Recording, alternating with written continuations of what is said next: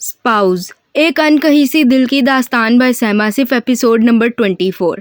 चौधरी निसार कितनी ही देर कमरे के बाहर बैठा इंतजार करता रहा, मगर अंदर कमरे से ना कोई बाहर आया ना ही कोई अंदर गया।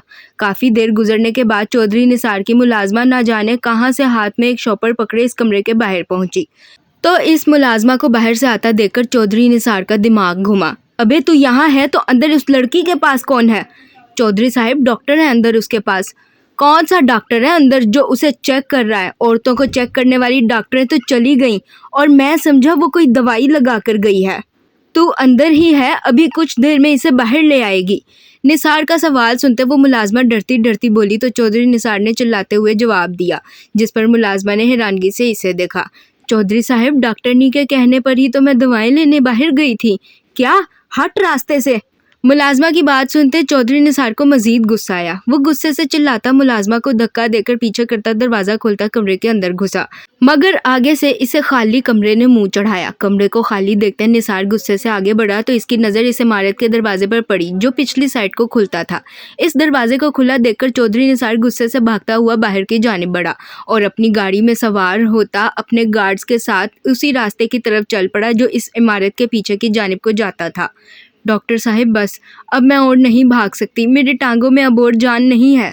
कम ऑन चंदा, हमें यहाँ से निकलना होगा, बस थोड़ा सा और जाना है, फिर हम मेन पर पहुँच जाएंगे। प्लीज़ थोड़ी सी हिम्मत करो। नहीं डॉक्टर साहब, मैं मज़ीद नहीं भाग सकती, मेरे पैरों में अब इतनी जान नहीं है।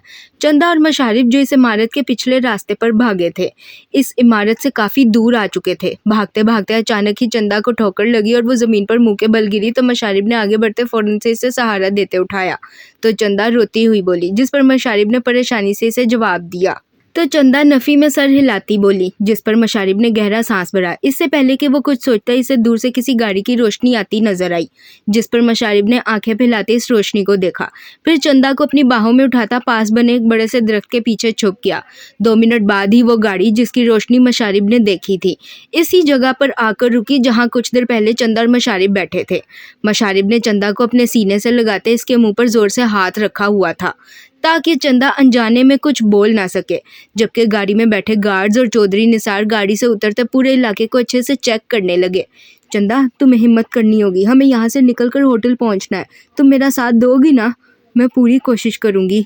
तो ठीक है, फिर चलो। निसार और इसके गार्ड्स इन दोनों को ढूंढते हुए कुछ आगे की जानिब गए तो मशारिफ चंदा का चेहरा अपनी जानिब करता हल्की आवाज़ में बोला, जिस पर चंदा ने डरते हुए हाँ में सर हिलाते जवाब दिया तो मशारिफ फ़ौरन बोला और फिर इसका हाथ पकड़ते आहिस्ता से उठ खड़ा हुआ। फिर दरख्तों के बीच में से वो दोनों आहिस्ता आहिस्ता चलते आगे की जानिब बढ़े, जहाँ पर मशारिफ को फील हुआ कि अब वो चौधरी निसार और इसके गार्ड्स की पहुंच से बहुत दूर आ चुका है। वहाँ से वो चंदा को लेता एक बार फिर भागा, मगर बुरी हुई। चंदा का पाँव एक बड़े से दरख्त की जड़ में अटक गया और चंदा खुद को गिरने से बचाने की खातिर मशारिफ की शर्ट पकड़ गई और खुद तो जो गिरी मशारिफ को भी साथ लेकर गिरी। घने दरख्तों के बीच में एक छोटी सी खाई थी जिस पर से मशारिफ और चंदा रोल होते नीचे को जा गिरे। खाई से नीचे जब फ्लैट सरफेस आया तो मशारिफ ज़मीन पर जबकि चंदा इसके ऊपर गिरी। यहाँ गिरने की वजह से एक अच्छी बात तो ये हुई कि वो दोनों चौधरी निसार और इसके गार्ड्स की पहुंच से वाकई ही काफ़ी दूर निकल आए, मगर बुरा ये हुआ कि ज़मीन पर गिरने की वजह से मशारिफ के सर में बुरी तरह से चोट लगी। खुद को मशारिफ के ऊपर देखते चंदा जल्दी से मशारिफ के ऊपर से हटी तो मशारिफ भी घूमते सर के साथ उठकर बैठा और फिर इसने अपने सर की पिछली साइड पर हाथ रखा जहां इसे बहुत दर्द हो रहा था। अभी मशारिफ ने हाथ रखा ही था कि इसे अचानक अपने हाथ पर कुछ चिपचिपा सा महसूस हुआ, जिस पर मशारिफ ने अपना हाथ अपने सामने किया, मगर रात के अंधेरे की वजह से वो कुछ ना देख पाया। फिर मशारिफ ने अपनी जेब से मोबाइल निकाला तो इसकी स्क्रीन टूटी देखकर मशारिफ का मुंह बना। ये इसका फेवरेट मोबाइल था। फिर मशारिफ ने फ़ौरन से अपने मोबाइल की टॉर्च जलाते इसे अपने हाथ की तरफ किया तो अपने हाथ पर खून देखते मशारिफ ने गहरा सांस भरा। डॉक्टर साहिब, ये क्या हुआ आपको? खाई से गिरने की वजह से मेरा सर फट गया है। क्या? अब हम क्या करेंगे? रिलैक्स, मैं ठीक हूँ, बस हमें होटल पहुँचना है। मशारिफ के हाथ पर खून देखते चंदा ने परेशानी से सवाल किया तो मशारिफ यूं बोला जैसे कुछ ना हुआ हो, जबकि इसकी बात सुनते चंदा ने रोते हुए फिर सवाल किया तो मशारिफ फ़ौरन बोला, फिर उठकर खड़ा हुआ, मगर खून बहने की वजह से इसे ज़ोर से चक्कर आया और वो धड़ाम से नीचे गिरा। डॉक्टर साहिब, मशारिफ को गिरते देखकर चंदा रोती हुई इसके पास आती बोली तो मशारिफ ने फिर से उठने की कोशिश की। 1 मिनट में अपनी चादर से आपका सर बांध देती हूँ, इससे आपका खून मजीद नहीं बहेगा। नहीं, तुम ऐसा नहीं करोगी। चंदा की बात सुनते मशारिफ फौरन बोला तो चंदा ने रोते हुए इसे देखा। फिर अपने वजूद पर से चादर उतारना चाही तो मशारिफ ने इसके दोनों हाथ पकड़ते इसे ऐसा करने से रोका। आप क्यों चादर नहीं उतारने दे रहे? आपके सर से खून। क्योंकि मैं नहीं चाहता कि तुम सबके सामने बगैर चादर के जाओ। मैं मर जाऊंगा चंदा, मगर तुम्हें सबके सामने बिना चादर के लेकर नहीं जाऊंगा। चंदा रोती हुई मशारिफ से अपने दोनों हाथ छुड़ाती बोली तो मशारिफ गुस्से से इसकी बात काटता इसके दोनों हाथ मजीद मजबूती से थामता धाड़ा। जिस पर चंदा ने हैरानगी से इसे देखा। क्या इस दुनिया में ऐसे मर्द अब भी मौजूद थे जो अपनी जान से ज्यादा औरत की इज्जत को फोकियत देते थे? मशारिफ को देखते चंदा के ज़हन में इस वक्त एक यही सवाल आया। फिर मशारिफ हिम्मत करता खड़ा हुआ। ये सब मेरी वजह से हुआ है, मुझे मर जाना चाहिए था। शट अप, मैं इस वक्त तुम्हारी ये बकवास नहीं सुन सकता। एक तो इस मनहूस में सिग्नल्स भी नहीं आ रहे। मशारिफ को खड़ा होता देखकर चंदा रोती हुई बोली तो मशारिफ गुस्से से बोला। फिर अपना मोबाइल देखता गुस्से से चिल्लाया और चंदा का हाथ पकड़ता इसे लेता आगे की जानिब बढ़ा। तकरीबन 10 मिनट के बाद इन दोनों को मेन रोड मिली तो मशारिफ चंदा को एक दक के पीछे करता आगे की जानिब बढ़ा ताकि कोई सवारी ढूंढ सके। तभी एक काली लैंड क्रूजर आती मशारिफ के सामने रुकी और इसमें से एक 27-28 साल का नौजवान उतरा। मशारिफ, तुम यहाँ? क्या हुआ है तुम्हें? भाई वो मशारिफ होश करो। बहराम तोकीर को अपने सामने देखते मशारिफ को कुछ हौसला हुआ। जबकि बहराम के सवाल पर मशारिफ ने कुछ कहना चाहा मगर वो सिर्फ दरख्त के पास अंधेरे में खड़ी चंदा की तरफ इशारा ही कर सका और फिर वो यकदम ही होशो हवा से बेगाना होता बहराम की बाजुओं में झूल गया। जबकि बहराम इसके बेहोश वजूद को हिलाता बोला। फिर बहराम का हाथ मशारिफ के सर की पिछली साइड पर गया और इसके सर से खून निकलता देखकर बहराम की आंखें फैली। फिर बहराम फौरन से मशारिफ के बेहोश वजूद को गाड़ी में डाल गया। जबकि दूर दरख्त के पास खड़ी चंदा ये सब मंजर अपनी धुंधली होती आंखों से देखती रही। गाड़ी में बैठो, जल्दी, हमें मशारिफ को हॉस्पिटल लेकर जाना है। बहराम की बात सुनते चंदा डरते डरते आगे बढ़ी तो बहराम ने इसके लिए पैसेंजर सीट का दरवाज़ा खोला। जिस पर चंदा पिछली सीट पर बेहोश पड़े मशारिफ को देखती फौरन से गाड़ी में बैठी और फिर बहराम अपनी काली लैंड क्रूजर को तेज़ी से आगे बढ़ा ले गया। वो दोनों पता नहीं कहाँ रह गए हैं, अभी तक आए नहीं। हेलो, अस्सलाम वालेकुम। व्हाट? कहाँ? किस हॉस्पिटल में? ठीक है, हम लोग बस 10 मिनट में पहुँच रहे हैं। जोयान की बात सुनते सबने परेशानी से हयाम को देखा। इससे पहले कि वो कुछ बोलती सलार का मोबाइल बजने लगा। अपने मोबाइल पर बड़े भैया के नाम से कॉल आते देखकर सलार ने फौरन से कॉल यस करते मोबाइल कान से लगाया और फिर बोला। बहराम की बात सुनते सलार एक झटके से खड़ा होता चिल्लाया तो सबने परेशानी से इसे देखा। फिर बहराम की बात सुनते सलार ने फौरन सवाल किया और जवाब मिलते ही सलार परेशानी से बोलता कॉल काट गया। क्या हुआ सलार? बहराम भाई इस्लामाबाद अपने किसी काम से आए थे तो मैंने उनको बोला था कि हमसे मिल लें। फिर पता नहीं कब मुलाकात हो तो वो हमारे पास ही आ रहे थे हमसे मिलने। जब उन्हें रास्ते में मशारिफ और एक लड़की मिली। मशारिफ के सर पर गहरी चोट लगी थी और वो बहराम भाई को देखते ही बेहोश हो गया है। भाई इसे और चंदा को लेकर हॉस्पिटल गए हैं, हमें फ़ौरन हॉस्पिटल पहुंचना होगा। हयाम के सवाल पर सलार परेशानी से बोला तो इसकी बात सुनते इन सब दोस्तों ने परेशानी से एक दूसरे को देखा। फिर वो सब फटाफट होटल से निकलते हॉस्पिटल की तरफ रवाना हो गए। वो सब जैसे ही हॉस्पिटल पहुंचे तो इन्हें सामने ही कॉरिडोर में बहराम और चंदा बैठे नजर आए। इनको देखते वो सातों भागते हुए इनके पास आए। भाई कैसा है मशारिफ? क्या हुआ है उसे? वो ठीक तो हो जाएगा ना? ज़्यादा चोट तो नहीं लगी उसे? डॉक्टर्स क्या कह रहे हैं? कब तक वो ठीक होगा? इन सबको आते ही सवालों की बौछार करते देखकर बहराम ने परेशानी से इन सबको देखा। फिर गहरा सांस भरते इन सबको हाथ से चुप करने को कहा तो वो सातों खामोशी से बहराम के जवाब का इंतजार करने लगे। रिलैक्स गाइस, तुम सबने तो सवालों की बौछार कर दिया। मैं किसको जवाब दूं और किसको नहीं मुझे समझ नहीं आ रहा। भाई बताएं ना, डॉक्टर ने क्या कहा है? वो लोग मशारिफ को अंदर ले गए हैं और इसका इलाज कर रहे हैं। बेफिक्र रहो, वो ठीक हो जाएगा।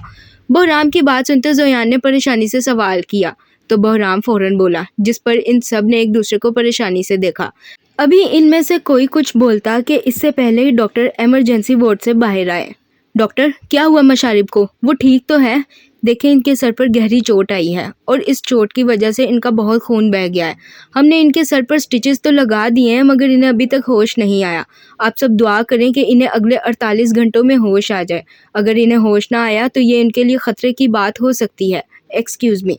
डॉक्टर को बाहर आता देखकर वो सब फ़ौरन से आगे बढ़े तो उमैस ने परेशानी से सवाल किया। जिस पर डॉक्टर अपने मखसूस अंदाज में बोलता वहाँ से निकलता चला गया। जबकि इस डॉक्टर के जाने के बाद उमैस अपने मुंह पर हाथ रखता बेदम सा होता कुर्सी पर आ गिरा तो अरोमा फ़ौरन से इसके पास बैठती इसके कंधे पर हाथ रख गई उमैस, आप दुआ करें, देखिएगा मशारिब भाई बिल्कुल ठीक हो जाएंगे, कुछ भी नहीं होगा इनको, आप दुआ करें उनके लिए।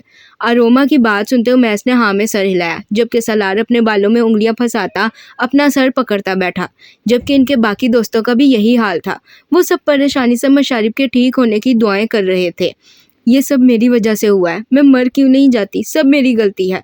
चंदा, इस तरह मत बोलो, तुम्हारी कोई गलती नहीं है इसमें, तुम उठो चलो मेरे साथ। चंदा रोते हुए बोली तो मरियम ने परेशानी से जवाब दिया, जिस पर चंदा ने नफ़ी में सर हिलाया तो हयाम उठती इसके पास आती बोली, जिस पर सबने परेशानी से हयाम को देखा। कहाँ? मैंने कहा मेरे साथ चलो तो बस मेरे साथ चलो। चंदा हयाम को देखती सवाल कर गई, जिस पर हयाम हाथ बढ़ाती गुस्से से बोली तो चंदा परेशानी से इसके साथ खड़ी हुई। फिर हयाम चंदा को लेती एक लेडी डॉक्टर के पास गई और इसका अच्छे से चेकअप करवाया, जिस पर हयाम का शक सही निकला। चंदा का रेप हुआ था और इस सब की वजह से इसे इंटरनल इंजरीज हुई थी, जिस पर डॉक्टर ने इसे दवाई खाने को दी थी। फिर हयाम चंदा को लेती पास बने एक मॉल में गई और फिर चंदा के लाख मना करने पर भी इसे वहां से कुछ सूट और शॉल्स लेकर दी। फिर चंदा का हुलिया दुरुस्त करती वापस से हॉस्पिटल आ गई। सलार, मेरे ख्याल से तुम्हें मशारिब के घर वालों को ये सब बता देना चाहिए ताकि वो सब यहाँ मशारिब के पास मौजूद हों। भाई मेरे में हिम्मत नहीं है, मैं अंकल को क्या कहूँगा कि मशारिब की हालत क्रिटिकल है, मैं नहीं कह सकता। मगर सलार, कहना तो है, कॉल करो मशारिब के वालिद साहब को, ना सही उसके भाई या बहन किसी और को करो, मगर उन्हें ये सब बता दो। बहराम की बात सुनते सलार नफ़ी में सर हिलाता बोला तो बहराम इसके कंधे पर हाथ रखता है इसे समझाता बोला, जिस पर सलार ने गहरा सांस भरते हाँ में सर हिलाया और फिर मोबाइल निकालता जाजिब को कॉल में ला गया। हेलो, अस्सलाम वालेकुम, कैसे हो सलार? भाई वो अस्सलाम वालेकुम, मैं बहराम बात कर रहा हूँ, सलार का बड़ा भाई। सलार ने जैसे ही कॉल मिलाई तो जाजिब ने पहली बेल पर ही कॉल रिसीव कर ली। कॉल रिसीव करते ही जाजिब फ़ौरन बोला तो सलार ने फ़ौरन जवाब दिया, मगर सलार हिम्मत करके भी जाजिब को सच न बता सका, जिस पर बहराम सलार से मोबाइल लेता कान को लगाता बोला तो जाजिब ने परेशानी से अपने मोबाइल को देखा। वालेकुम अस्सलाम, कैसे हैं आप? जी ठीक, अल्हम्दुलिल्लाह, दरअसल मशारिब हॉस्पिटल में है। जाजिब का सवाल सुनते बहराम परेशानी से बोला और फिर जाजिब को मशारिब की सारी कंडीशन बता गया, जिस पर जाजिब ने परेशानी से पास खड़ी हरीम को देखा तो हरीम ने अपना आईब्रो झुकाया। ठीक है, हम लोग पहली फ़्लाइट से पाकिस्तान आ रहे हैं। क्या हुआ जाजिब? मशारिब हॉस्पिटल में है, उसकी तबीयत ठीक नहीं है, हम सब पाकिस्तान जा रहे हैं, तुम अपनी और मेरी पैकिंग कर लो, मैं मॉम और बाबा को बता कर आता हूँ। बहराम की बात सुनते जाजिब परेशानी से बोला और कॉल काट गया। जाजिब को परेशान देखते हरीम इसके पास आती सवाल कर गई, जिस पर जाजिब फ़ौरन बोलता बाहर की जानिब बढ़ा तो हरीम ने परेशानी से कमरे के बंद दरवाजे को देखा, फिर गहरा सांस भरती अलमारी की जानिब बढ़ गई ताकि अपनी और जाजिब की पैकिंग कर सके। ये मंजर था फ्रांस के शहर पेरिस में मौजूद डी पैलेस का, जहां पर रात के 2 बजे अनाइजा बेड पर बैठी बड़े मज़े से पिज़्ज़ा खा रही थी, जबकि उबैज इसके पास बेड पर आड़ा तिरछा शर्टलेस लेटा सो रहा था। अनाइजा का आखिरी महीना चल रहा था और इसकी ड्यू डेट कभी भी आ सकती थी, इसलिए उबैज आजकल हर वक्त इसके साथ होता था। वो इसे 1 मिनट के लिए भी अकेला नहीं छोड़ता था। अभी अनाइजा पिज़्ज़ा खा ही रही थी कि अचानक इसके पेट में हल्की हल्की सी दर्द उठी, जिसे वो नज़रअंदाज करती पिज़्ज़ा का आखिरी स्लाइस उठा गई। फिर इसने अपने पास लेटे उबैज को देखा और पिज़्ज़ा की बाइट ली और फिर पास पड़े ग्लास में से बर्फ़ का टुकड़ा निकालती अपने हाथ में पकड़ती इस टुकड़े को अपने हाथ और उबैज की कमर के दरमियान दबा गई। बर्फ़ की ठंडक महसूस करते उबैज ने यकदम ही अपनी आंखें खोली, मगर वो अपनी जगह से 1 इंच भी ना हिला। उबैज के वजूद में कोई भी हलचल महसूस ना होते देखकर नाइजा ने मुंह बनाया। लोगों के बंदे रात को सोते हैं, मेरा वाला तो बेहोश हो जाता है, इसे तो बर्फ़ की ठंडक भी महसूस नहीं होती। अगर अपने बंदे को बर्फ़ की ठंडक से उठाओगी तो वो तुम्हें बेहोश ही मिलेगा। किस करके उठाओ, फिर देखो कितनी जल्दी उठता है। हो, आप कैसी बातें कर रहे हैं, हमारा बेबी क्या सोचेगा? अनाइजा की बड़बड़ाहट सुनते उबैज मुस्कुराता हुआ इसे देखता बोला तो अनाइजा ने मुंह बनाते सवाल किया, जिस पर उबैज ने मुस्कुराते हुए इसे देखा। यही सोचेगा कि मेरे बाबा कितने रोमांटिक इंसान है। नो बेबी, बाबा की कोई बात नहीं सुननी, ये बैड बाबा है, मेरे बेबी को गंदी बातें बताते हैं। मेरा बेबी तो अच्छा बेबी है, वो तो मामा से अच्छी बातें सीखेगा, है ना भाई? फिलहाल तुम बेबी को छोड़ो और बेबी के बाबा पर ध्यान दो, जिसे तुमने रात के इस वक्त बर्फ़ की ठंडक से उठाया है। उबैज के मुस्कुराकर बोलने पर अनाइजा अपने पेट को देखती बोली तो उबैज मुस्कुराता हुआ उठकर बैठा और फिर अनाइजा को अपनी दोनों बाजुओं में कैद करता बोला तो अनाइजा ने मुंह बनाया। क्यों जी, मैं क्यों बाबा पर ध्यान दूं? बाबा तो गंदे हैं, मेरे बेबी को गंदी बातें बताते हैं। अनाइजा के मुंह बनाकर बोलने पर उबैज हल्का सा मुस्कुराया। उबैज के चेहरे पर सजी मुस्कुराहट देखते नाइजा को अपने इर्द गिर्द खतरे की घंटियां बजती महसूस हुई। उबैस, आप तो सो रहे थे ना, सो जाए, मैं आपको डिस्टर्ब नहीं करूँगी। गुड गर्ल, मगर पहले जो डिस्टर्ब किया है उसका बदला तो ले लूँ मेरी जान। अनाइज़ा की बात सुनते हुए उबैस मुस्कुराता बोला। तो अनाइज़ा ने नफ़ी में सर हिलाया, मगर बेचारी कुछ न कर सकी। वो शेर के मुँह में हाथ डाल चुकी थी। अब हमारी मासूम अनाइज़ा का बचना मुश्किल था। उबैस के चेहरे को देखते अनाइज़ा ने मुंह बनाते दिल ही दिल में खुद को कोसा और फिर खुद को उबैस से बचाने की खातिर कोई बहाना सोचने लगी। इससे पहले कि अनाइज़ा कोई ठोस बहाना सोचती, उबैस शिद्दत से इसके होंठों पर झुका। तो अनाइज़ा को सांस लेना एक मुश्किल अमल लगा। उबैस अनाइज़ा पर झुका, इससे अपने सारे बदले लेने में मसरूफ़ था। जब अचानक अनाइज़ा बिन पानी की मछली की तरह फड़फड़ाती ज़ोर-ज़ोर से उबैस को मुक्के मारने लगी। अनाइज़ा के मुक्के मारने पर उबैस, जो आंखें बंद किए बड़ी दिलजमी से अपने काम में मसरूफ़ था, आंखें खोलता अनाइज़ा को गुस्से से घूरने लगा। इसे यूं अनाइज़ा का मुज़ाहमत करना बिल्कुल पसंद न था, मगर अनाइज़ा के चेहरे पर दर्द के असरात देखते उबैस फ़ौरन अनाइज़ा से दूर हुआ। उबी, मुझे दर्द हो रहा है। अनाइज़ा दर्द की शिद्दत बर्दाश्त करती अनजाने में उबैस का आधा नाम लेती इसे अपनी ज़िंदगी के गुजरे कई पल याद करवा गई।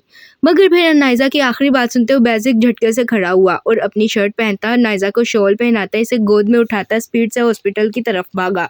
उबैस जैसे ही हॉस्पिटल पहुंचा तो अनाइज़ा को इमरजेंसी ऑपरेशन थिएटर ले जाया गया, जबकि उबैस ऑपरेशन थिएटर के बाहर खड़ा होता इंतजार करने लगा। तकरीबन 1 घंटे बाद अनाइज़ा की डॉक्टर ऑपरेशन थिएटर से बाहर निकली तो उबैस फ़ौरन इसके पास आया। क्या हुआ डॉक्टर, सब ठीक तो है? आप बेफ़िक्र रहें मिस्टर उबैस, सब कुछ ठीक है। मुबारक हो, आपका बेटा हुआ है। अभी बेबी को नर्सरी में लेकर गए हैं और आपकी वाइफ बेहोश है। जैसे ही उन्हें होश आएगा तो उन्हें रूम में शिफ्ट कर देंगे, फिर आप अपनी वाइफ और बेबी से मिल सकेंगे। Thank you doctor.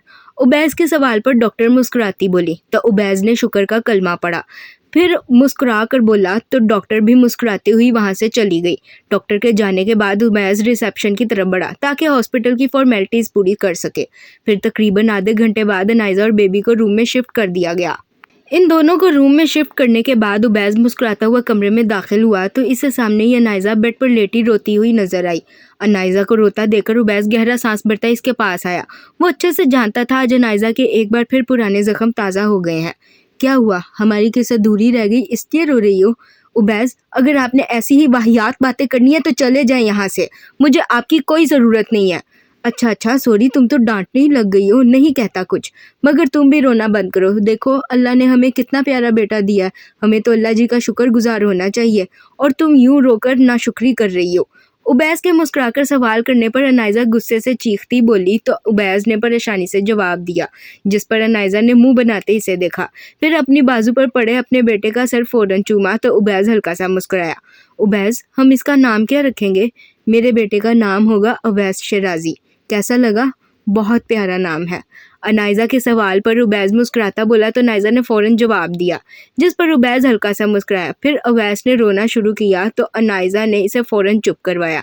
अनाइज़ा के चुप करवाने की देर थी कि उवैस ने अपनी आंखें खोलीं।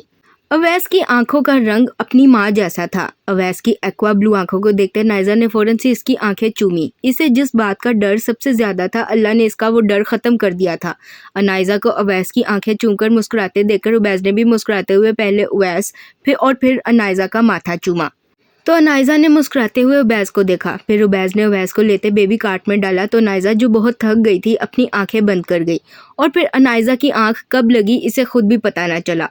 मशारिब को बेहोश हुए 24 घंटे से ज़्यादा हो गए थे, मगर इसे अभी तक होश ना आया था। डॉक्टर्स का कहना था कि मशारिब के लिए दुआ की जाए ताकि इसे जल्द से जल्द होश आ जाए। कमाल साहिब की पूरी फैमिली के साथ साथ सिकंदर बलाज, खिज़र बलाज और हरम भी इस्लामाबाद पहुंच चुके थे। जोयान, सलार और उंजुला की फैमिलीज भी हॉस्पिटल पहुंच चुकी थी, जबकि उमैस की फैमिली भी 1 घंटे तक हॉस्पिटल पहुंचने वाली थी। वो सब लोग ही मशारिब के लिए परेशान थे। हयाम बाजी, ये सब मेरी वजह से हुआ है। डॉक्टर साहब मेरी वजह से इस हाल में पहुंचे हैं। चंदा, तुम्हारी वजह से कुछ नहीं हुआ है। मुझे समझ नहीं आ रहा मशारिब के सर पर इतनी गहरी चोट लगी कैसे?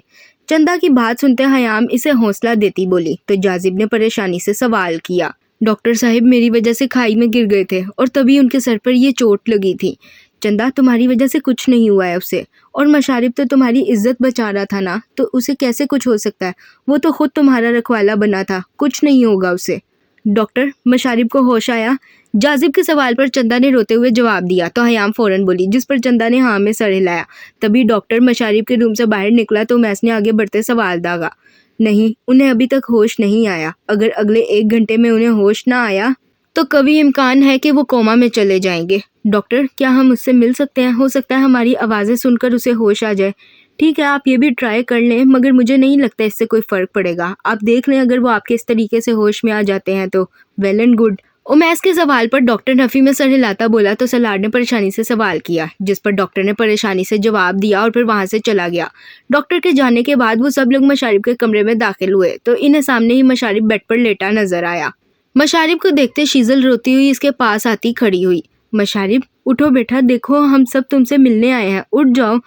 मशारिब, देख हरम तुझसे मिलने आई है।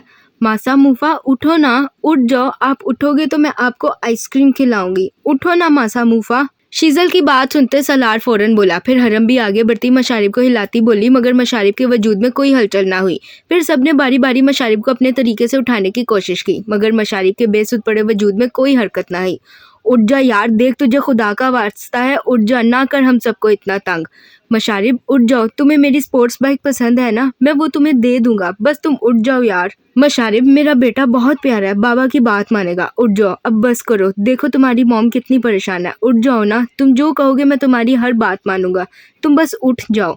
जोयान की बात सुनते जाजिब परेशानी से बोला तो कमाल साहिब भी आगे बढ़ते अपने बेटे का माथा चूमते बोले, मगर मशारिब ने यहाँ भी ढीठ इब्ने ढीठ बनते किसी की कोई बात ना सुनी थी ना मानी थी। अब क्या करें, 1 घंटा होने में सिर्फ 5 मिनट है। हम सब ने ट्राई किया मगर ये ढीठ नहीं उठ रहा। चंदा, तुमने ट्राई नहीं किया, एक बार तुम ट्राई करो, शायद तुम्हारी बात सुन ले। मगर हयाम बाजी, मैं कैसे, प्लीज़ चंदा। उमैस की बात सुनते हयाम गहरा सांस लेती बोली तो चंदा ने परेशानी से जवाब दिया।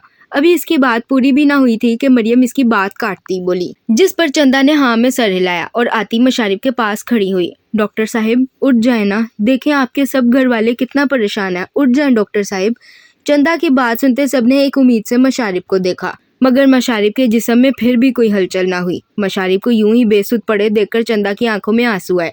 फिर चंदा ने इसे दोबारा आवाज़ देने के लिए मुंह खोला, मगर इसकी आवाज़ ने इसका साथ ना दिया। वह हयाम के समझाने के बाद भी मशारिब की इस हालत का जिम्मेदार खुद को समझ रही थी। इससे पहले कि चंदा कोशिश करके दोबारा से मशारिब को आवाज़ लगाती, मशारिब के जिस्म से अटैच मशीनों में हलचल शुरू हुई, जिस पर सबने हैरानगी से इन मशीनों को देखा। इसकी हार्ट बीट बढ़ रही है, जल्दी डॉक्टर को बुला कर लाओ। हार्ट वाली मशीन को देखते हुए मैस परेशानी से बोला तो उस्मान और जाजिब फौरन से बाहर की जानिब डॉक्टर को बुलाने भागे, जबकि मशारिब लंबे लंबे सांस भरने लगा। मशारिब, मशारिब उठे, क्या हुआ है आपको मशारिब? मशारिब को लंबे लंबे सांस भरते देखकर चंदा यकदम से इसके चेहरे पर झुकी और इसे हिलाती जोर जोर से आवाजें लगाने लगी, जबकि कमरे में मौजूद बाकी के नफूस भी परेशानी से मशारिब को देखने लगे। इन्हें शिद्दत से किसी अनहोनी का एहसास हो रहा था।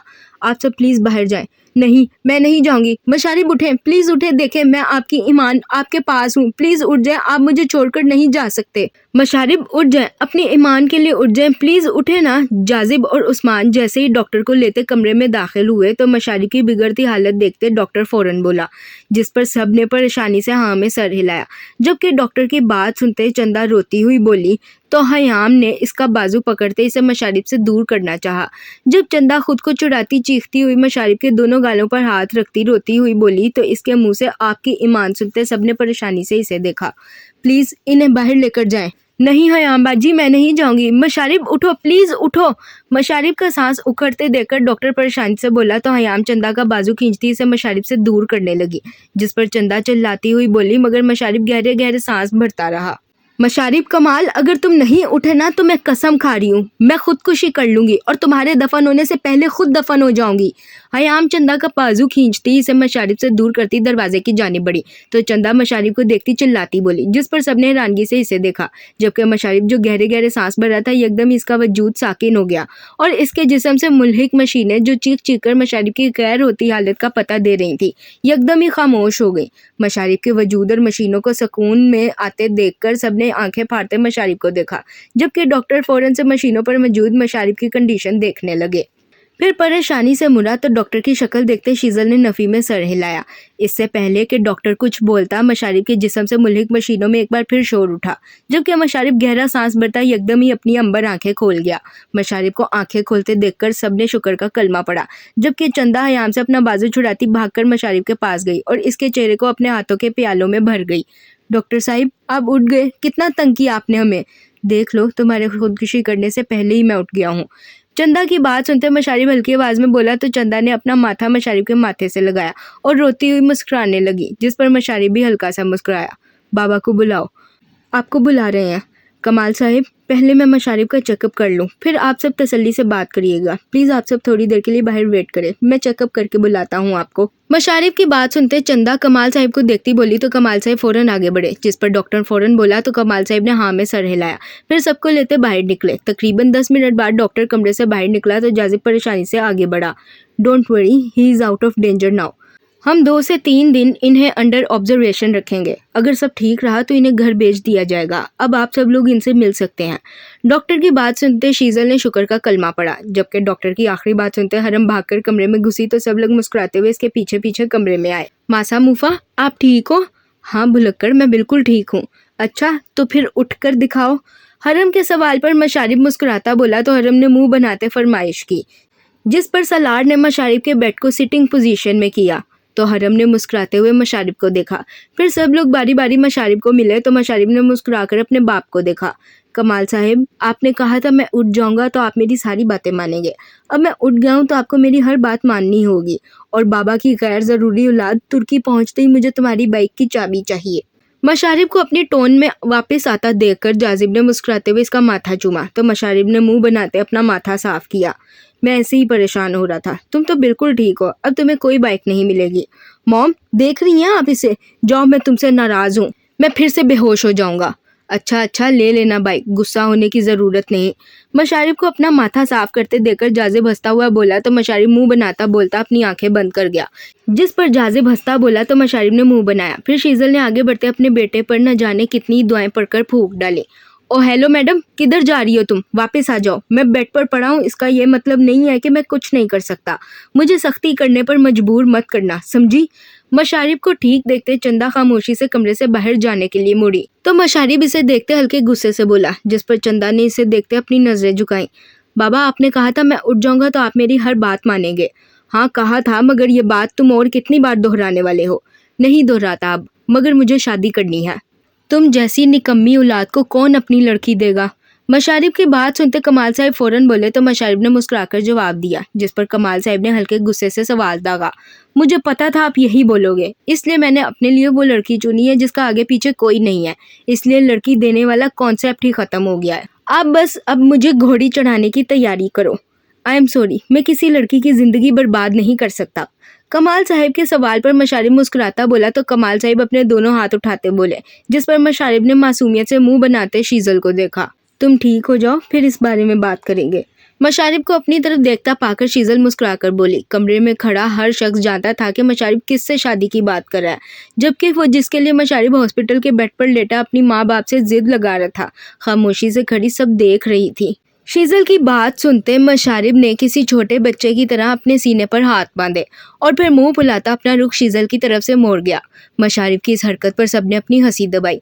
फिर सब लोग बारी बारी आगे बढ़ते मशारिब का हालचाल पूछने लगे, जबकि वो शैतानों का चाचा जी सबको अपना हाल बताने की बजाय सबसे बस शादी करने की जिद करता रहा।